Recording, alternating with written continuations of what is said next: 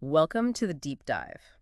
We're not about just skimming headlines today. No, definitely not. We're digging into the economy, trade, politics, social movements, the markets. And showing how they're all well tangled up. Exactly. Our mission here is to give you the real insight, fast, understand the connections. It's about spotting those hidden links, how a shift in one place ripples out. It's quite fascinating, actually. Okay, so let's dive right in. The economy. Treasury Secretary Scott Bessent has given a pretty serious heads up. He's saying the U.S. could hit its debt ceiling by, what, August next year? That's the projection. Oh. But the real urgency, he says, is acting by mid-July this year. Mid-July, to avoid some potentially nasty financial problems and national security ones. Right, that deadline is crucial. You know, historically, these debt ceiling fights, they create a lot of market jitters, uncertainty. Yeah. So Bessent's warning, it really highlights the risk of major disruption if Congress doesn't move quickly. It kind of sets the stage, this economic pressure. Okay. And sticking with the economy for a moment, Trade. President Trump's announced a baseline 10% tariff on imports. Sticking around, apparently, even with new deals. Yeah, sticking around.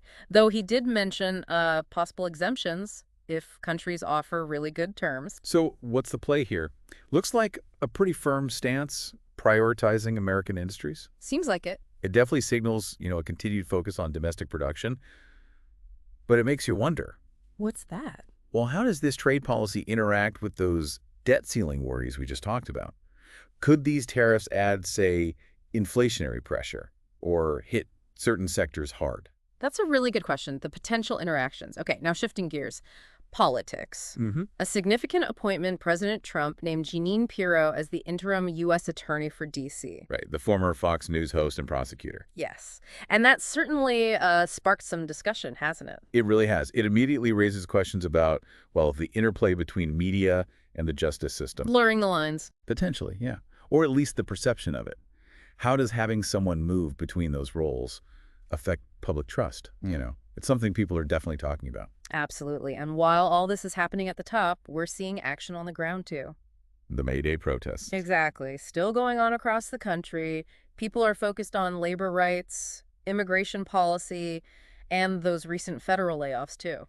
And we saw some pretty big turnouts, didn't we? Los Angeles, Chicago, New York. Yeah, significant numbers. Shows a real level of public concern or maybe dissent. Well, these protests, they can be a kind of barometer, right? Yeah. Showing public feeling about all these economic and political moves. A reaction, maybe? Could be. Or maybe trying to influence things. It makes you think how this visible dissent might feed back into policy debates or even just add to those broader economic anxieties. It really does feel like everything's feeding into everything else. Even the markets are reacting to this whole mix. Oh, definitely. Stocks actually closed higher on Friday.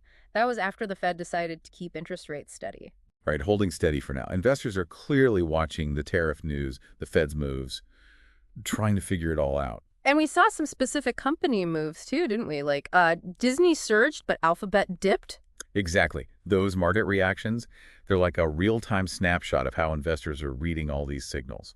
The debt ceiling nerves, the trade policies, even the general social mood. So the Fed holding rates, maybe trying to calm things down. Could be an attempt to navigate, yeah.